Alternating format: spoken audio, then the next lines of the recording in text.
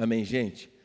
A gente viu aí, não é, nas últimas semanas, nem quero falar muito sobre isso, de tão cansado que eu pessoalmente estou em relação a isso, que foi essa guerra ideológica nas redes sociais e gente deixando amizades por causa de ideologias políticas e por compreensão diferente do que é melhor para o futuro do país, enfim. Isso tudo pessoalmente para mim me trouxe algum desgaste, porque tem havido situação e oposição ali, uma guerra política ideológica, como se a gente fosse politizado demais. Mas por causa, sim, é claro, do fato de que houve no meio dessa guerra toda muita exposição, gente se expondo pensamentos, expondo ideologias particulares, gente que até então a gente cria ser comprometida com a Escritura, e aí numa situação dessa começa a mostrar que o seu compromisso está muito mais nos ismos do tempo do que propriamente na Escritura. A gente crê, por exemplo, que a gente deve ler a ciência à luz da Escritura. A Escritura precede a ciência. Deus precede o mundo, Ele é o Criador e dono de todas as coisas. Quando a gente conhece a palavra de Deus, daquele que criou todas as coisas, daquele que redimiu o homem e fez uma obra enviando seu Filho para que eu e você pudéssemos experimentar a salvação, quando a gente lê essa palavra, é impactado por ela, a gente descobre um Senhor da história, que diante de quem todas as coisas precisam estar abaixo. E aí a gente às vezes percebe que há pessoas que estão num relacionamento idólatra com certas ciências, com certas, entre aspas, ciências, tá, gente? Porque, como diziam os apologistas antigos, toda a verdade é verdade de Deus. Aquilo que se pode conhecer sobre a natureza e a criação não é outra coisa senão aquilo que Deus criou e fez dela, tá? Então a gente não tem nenhuma oposição à ciência ou à razão, a gente tem oposição a uma má e falsa ciência, a uma má e falsa razão, porque há uma aparente virtude naquilo, quando na verdade essa guerra revelou esse descompromisso. Isso, é claro, entristece o nosso coração. Agora, deixando um pouco isso de lado, é possível que você nem esteja acompanhando tanto isso, mas no seu coração você hoje esteja enfrentando uma certa tristeza por conta de, quem sabe, paixões não correspondidas. Você, ama uma pessoa, tem um afeto enorme por ela e aquilo não é recíproco. Isso é possível, isso gera um abatimento, uma certa depressão. É possível que alguém esteja tentando um concurso público já há algum tempo e não conseguindo, esteja entrando num quadro depressivo, um sentimento de derrota. Alguém que, quem sabe, já está até formado e ainda não conseguiu um emprego que era aquele emprego que sonhava em ter quando se formasse. Ainda não conseguiu a vida que sonhava em ter a partir do momento da formatura. Possivelmente você não esteja enfrentando nada disso, mas você vive dentro de uma casa onde há um caos relacional ali. Você não consegue se dar bem com seus pais, você não consegue se dar bem com irmãos, você vive ali um drama que ninguém que está aqui sabe, faz ideia do que você está enfrentando. Talvez coisas que a gente de fato não tem nem ideia. Ou então, é claro, é possível que a gente seja abatido, embora a gente seja cristão, esteja caminhando com Jesus, por certo senso de fracasso, por não estarmos conseguindo superar certas fraquezas e pecados, e a gente se sente um cristão inferior, um cristão mais ou menos. A gente não se sente plenamente cheio do Espírito Santo, a gente não se sente pleno como cristão, a gente sempre tem a sensação que está faltando alguma coisa, e a gente às vezes passa por certos vales, numa linguagem bíblica, não é? Que é aquele momento de depressão, de angústia, de sensação de fracasso. Tem uma corrente aí dizendo que cristão de verdade que anda com Deus não passa por isso, mas a Bíblia de capa a capa mostra exemplos disso para a gente. E esse texto que a gente vai ler fala sobre o exemplo de dois homens, discípulos de Jesus, que seguiam os ensinamentos de Jesus e logo em seguida a crucificação de Jesus, estavam totalmente desolados, desesperançados, entristecidos, andando, labureando pelo caminho, tristes, falando o tempo todo do que havia acontecido a Jesus e pensando assim: gente, o que vai ser de nós agora que Jesus morreu? A gente investiu toda a nossa esperança nele, a gente investiu toda a nossa fé nele, a gente viu que ele era todo poderoso, porque a gente via o que ele fazia aqui no mundo, e o modo como ele curava, libertava. Nós mesmos fomos convencidos e impactados. A gente tem certeza de que é real, ele é real. Ele é o Filho de Deus Todo-Poderoso. Mas é agora, ele foi tirado de nós de uma forma cruel. E aí eles, andando pelo caminho, o texto diz que eles têm um encontro com Jesus. E muitas coisas mudam. Jesus, então, já ressurreto. Diz assim o texto, Lucas 24, 13. Naquele mesmo dia, 2 deles estavam indo para um povoado chamado Emaús, a 11 quilômetros de Jerusalém. No caminho conversavam a respeito de tudo o que havia acontecido. Enquanto conversavam e discutiam, o próprio Jesus se aproximou e começou a caminhar com eles. Mas os olhos deles foram impedidos de reconhecê-lo. Ele lhes perguntou: sobre o que vocês estão discutindo enquanto caminham? Eles pararam com os rostos entristecidos. Então, diz o texto que a discussão deles era em torno do que havia acontecido nos últimos dias, da crucificação de Jesus.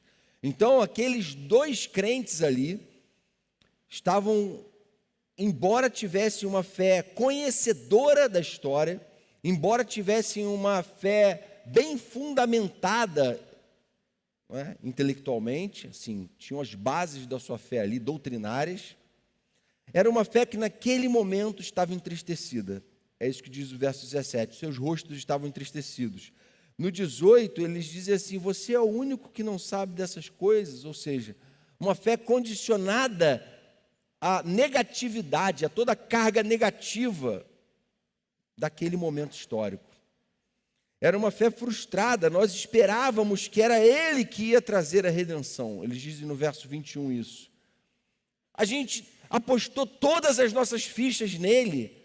Para nós, ele era mesmo o Filho de Deus encarnado.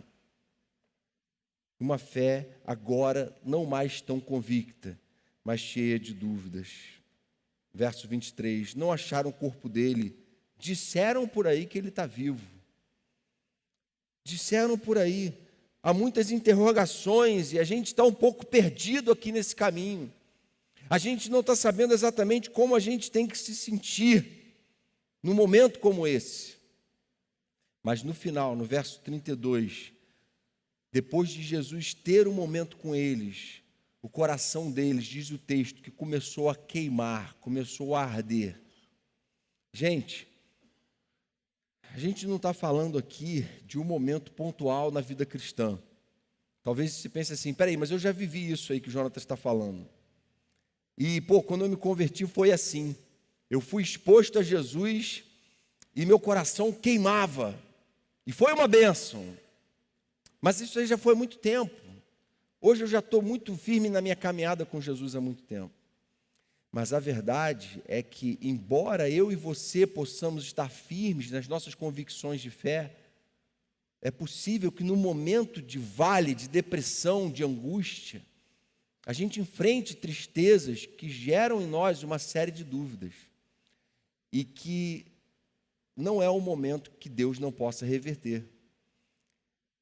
É mais uma oportunidade, quem sabe, de um novo encontro com Jesus. E aqueles homens, então, tiveram um novo encontro com Jesus, que produziu neles esperança, que produziu neles uma transformação completa de ânimo, de um abatimento pleno para um ânimo cujo coração ardia e queimava. Essa é a expressão do texto. Como é que a gente experimenta uma coisa semelhante? Como é que eu e você podemos também experimentar essa espécie de avivamento pessoal? Essa época antes de retiro, assim, a gente está aí há poucos dias do retiro, né?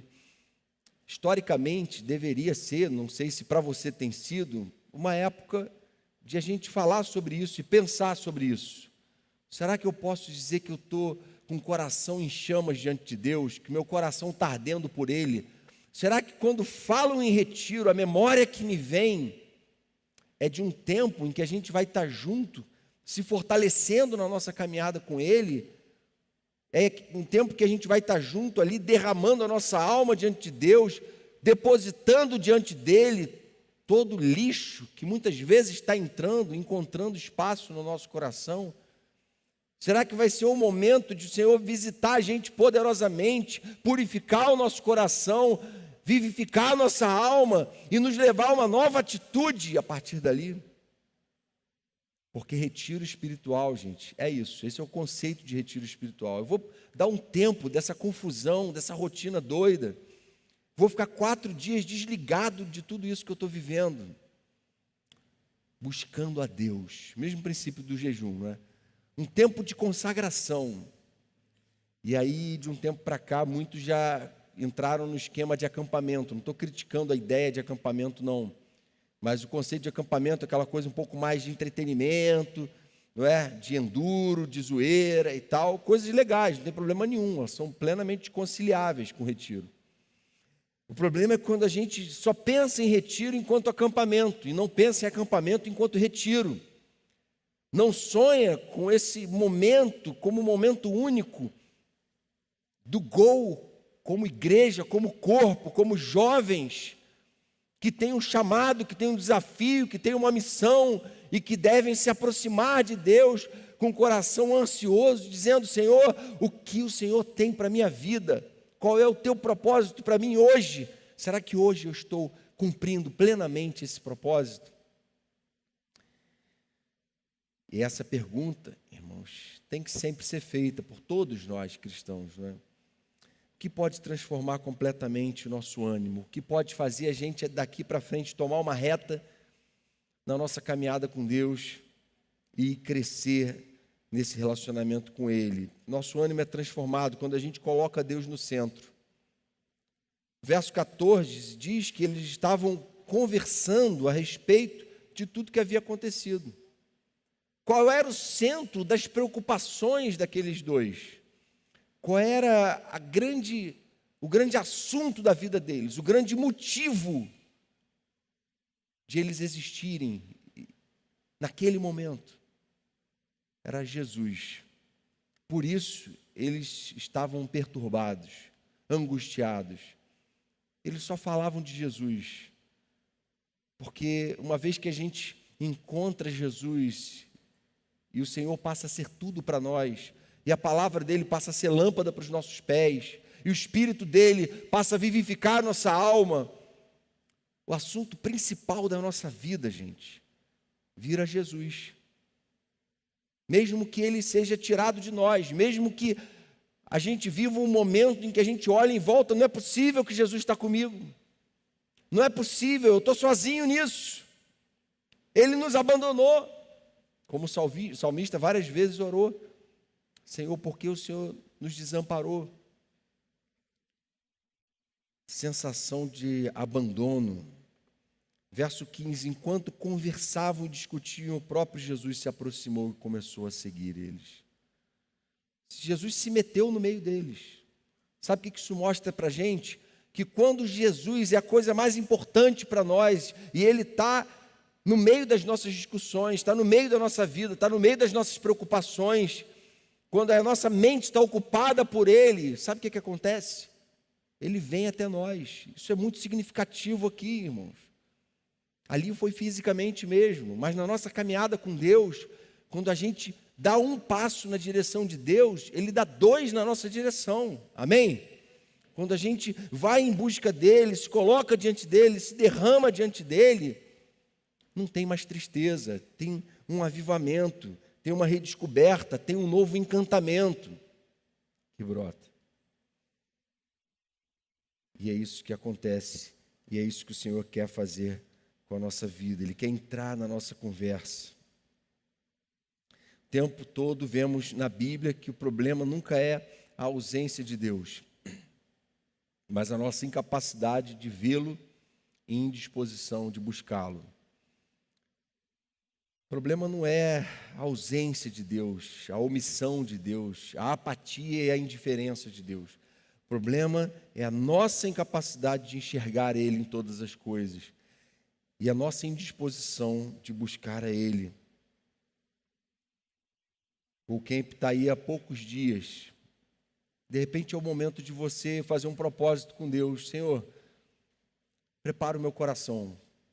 E fazer essa oração todo dia. Senhor, eu quero que esse retiro seja um marco na minha vida e na vida do Gol. Senhor, vem com teu Espírito Santo trazendo convicção de pecado, trazendo peso de arrependimento, para que não seja discurso legalista nenhum que venha me convencer, mas que venha ser o poder vivificador do teu Espírito Santo agindo no meu coração. A gente não deveria deixar de fazer nada porque algum pastor pregou, porque algum líder mandou. Quem tem o Espírito Santo já tem o próprio mestre em tempo integral ali agindo. E você colocar diante de Deus isso: Senhor, eu vou começar a clamar esses 12 dias aí até o retiro, para que a minha vida seja tocada, impactada e transformada naqueles dias.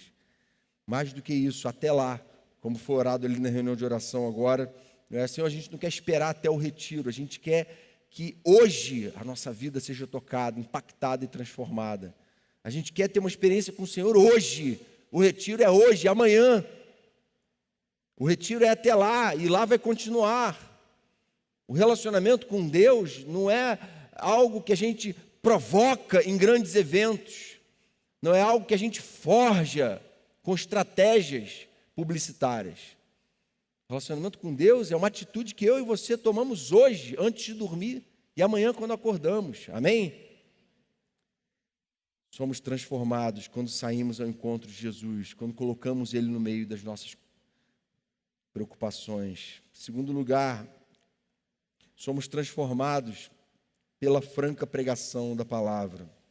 Verso 25 diz assim: como vocês custam entender? Jesus começa a questionar eles, tentando produzir ali reflexão. Ele está fazendo isso com a gente aqui essa noite também. E como demoram a crer em tudo que os profetas falaram. Não devia o Cristo sofrer estas coisas para entrar na sua glória? E começando por Moisés e todos os profetas, explicou-lhes o que constava a respeito dele em todas as Escrituras. Vejam que Jesus amava a palavra. Vejam que o relacionamento dele com a palavra, com a Escritura, a gente está falando de Antigo Testamento aqui, não era assim, está com nada. Agora é uma nova era, a era da graça, e eu sou o inaugurador dessa era da graça. Não, ele amava a Escritura, ele amava a lei, porque a lei revela o caráter santo de Deus. A lei nos dá a direção em relação ao que é certo, o que é errado, e Deus está sim preocupado com o caráter moral da sua igreja, que a sua igreja caminhe como uma noiva que se adorna, que se enfeita, que se prepara para encontrar com o seu noivo. Sabe por que isso é tão preocupante, irmãos? E a gente precisa fazer um alerta em relação a essa questão aqui, que de algum tempo para cá a gente tem visto uma moda na igreja evangélica brasileira, em parte, claro, graças a Deus, uma moda em que o bacana é a graça. É verdade, o bacana é a graça. Nós não somos salvos pelas obras, mas pela graça. Foi pelo que Jesus fez por nós. Mas não existe evidência de salvação onde não há evidência de temor a Deus e santificação. Isso, irmãos, essa pregação de uma moral bíblica, ela é bíblica, ela está lá. Jesus e os apóstolos pregaram: sejam santos, porque o Senhor, Deus de vocês, é santo. Pedro repetiu esse tema da Escritura, de Levítico. Santifiquem-se, purifiquem os corações de vocês. Quando Deus queria fazer algo grandioso no meio do povo dele, ele falava: santifiquem-se, preparem-se. peçam perdão, arrependam-se. Qual era a pregação de João Batista? Basicamente, preparando o caminho para Jesus.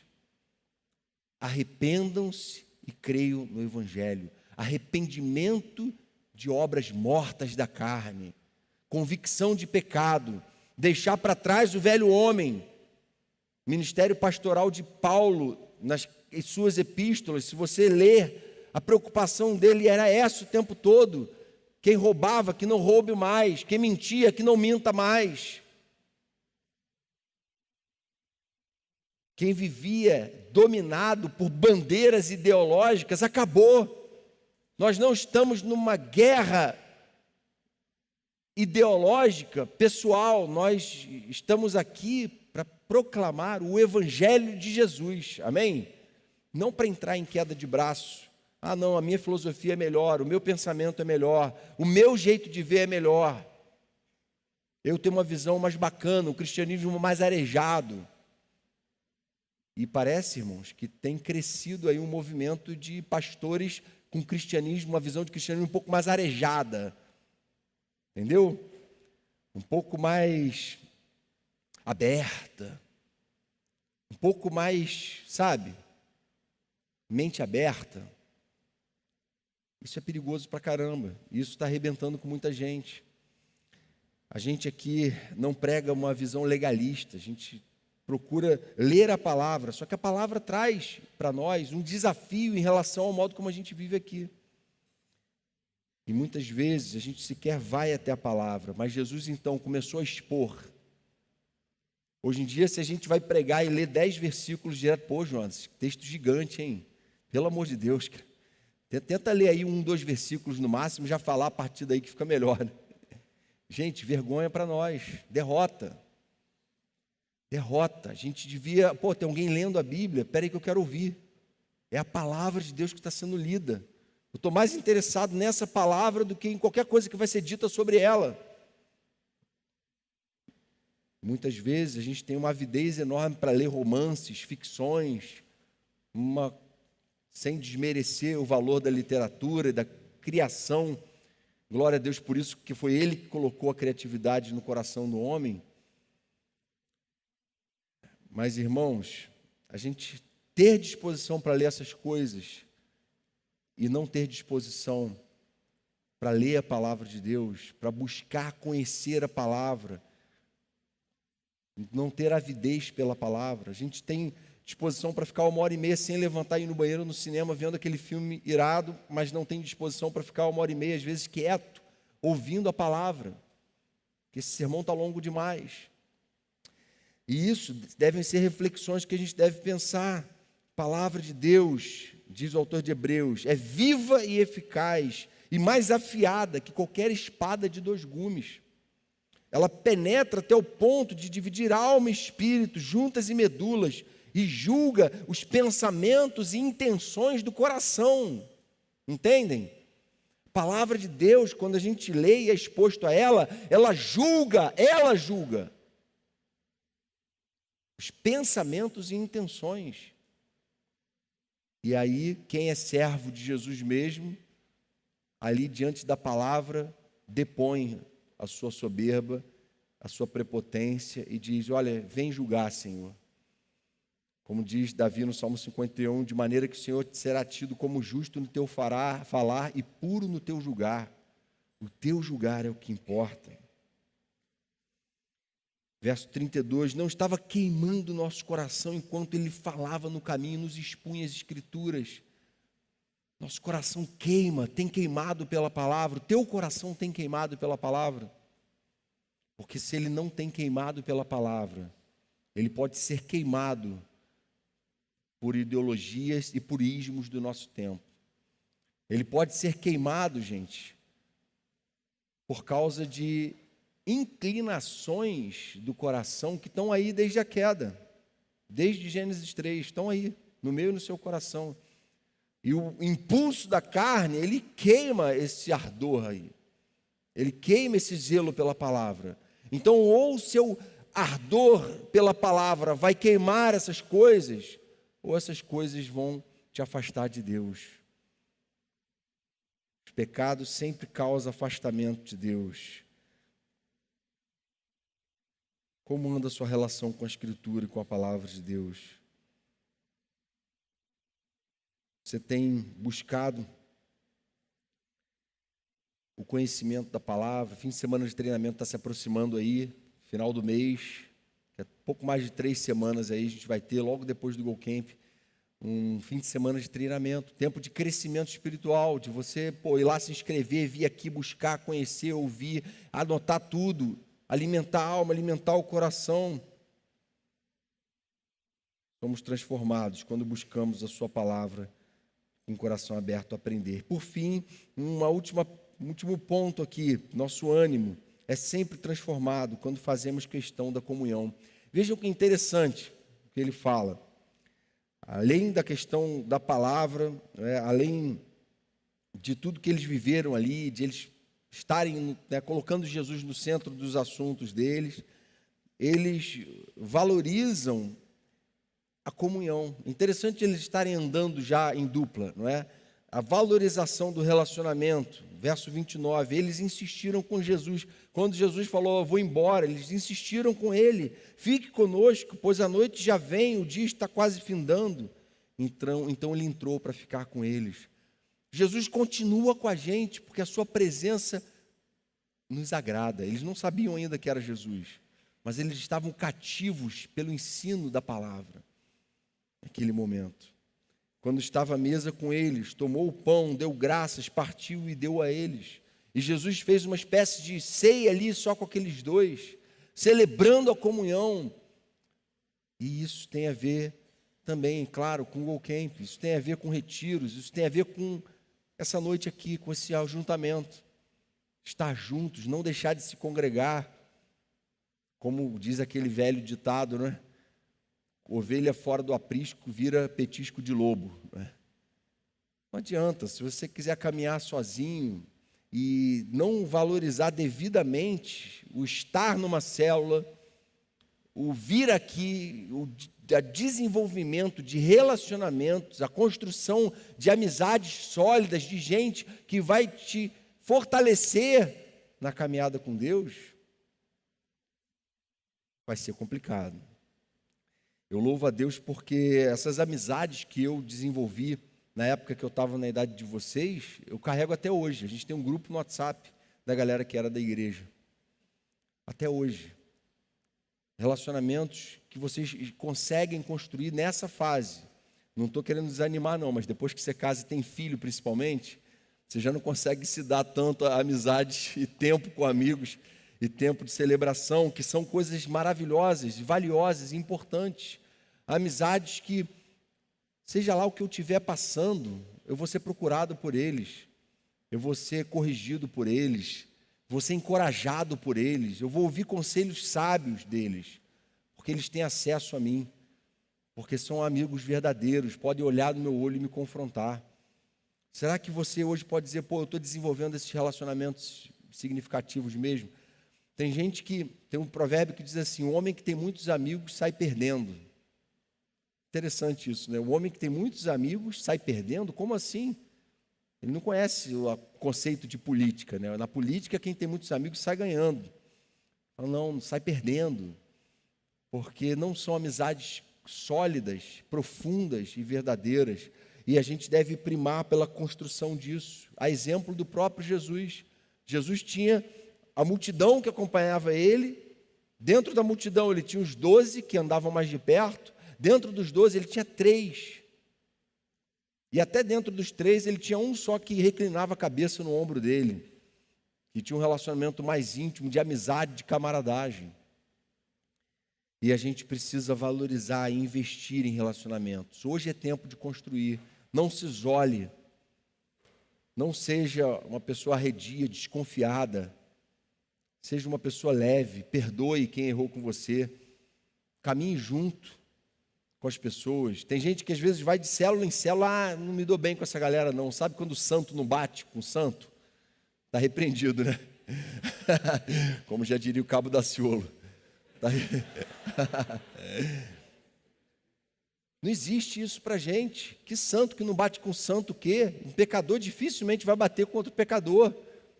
Tem uma natureza conflituosa aí.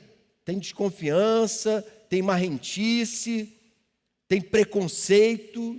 Isso está no coração de todo ser humano. Eu sofri muito preconceito quando entrei na igreja. Não aqui, na igreja onde eu me converti. Mas você também pode enfrentar essas coisas, porque elas estão no coração do ser humano. Só que a gente em Cristo supera todas essas coisas e se entrega a relacionamentos significativos, investe neles e cresce junto na caminhada com Deus. Assim era a igreja primitiva. Todos os dias continuava a reunir-se no pátio do templo, partiam pão em suas casas, juntos participavam das refeições, com alegria e sinceridade de coração, tinham prazer em estar juntos.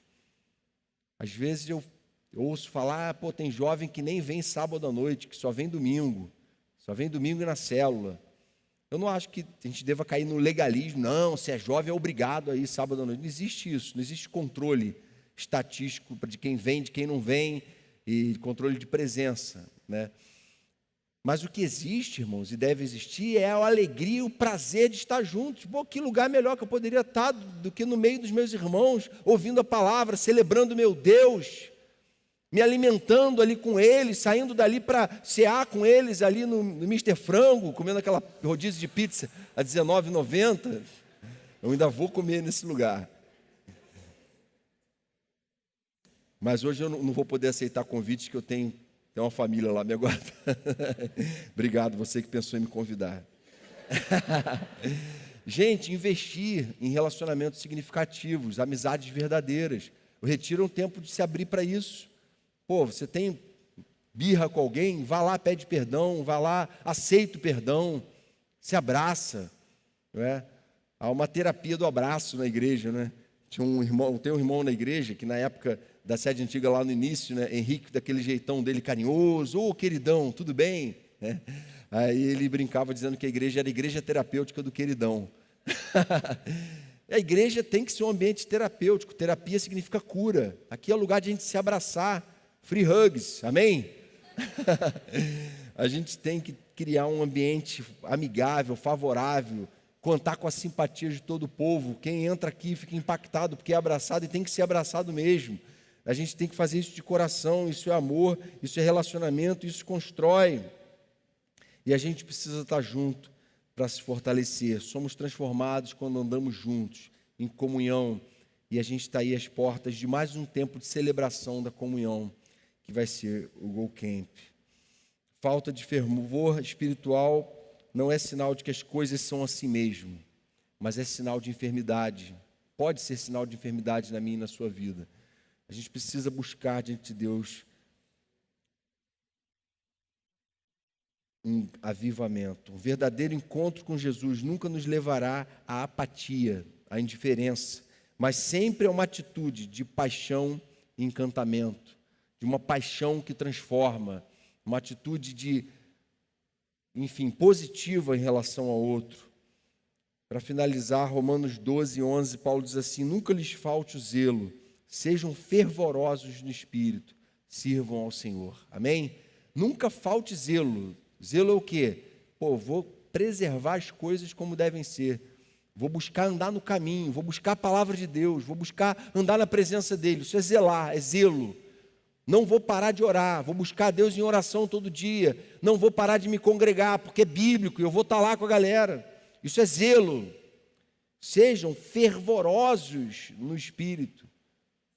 O que aqueles dois experimentaram e o que Deus quer que eu e você experimentemos é o que Paulo está falando aqui, ser fervoroso de espírito. Em se tratando das coisas de Deus, eu não estou mais ou menos animado, não, estou muito animado. Começa a orar todo dia por isso, gente.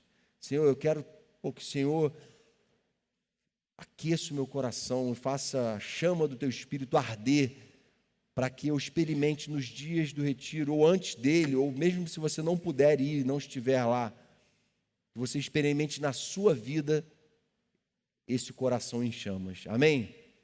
Senhor querido, obrigado, Pai, pela Tua palavra que discerne os propósitos e intenções do coração, que julga, Senhor, as nossas atitudes,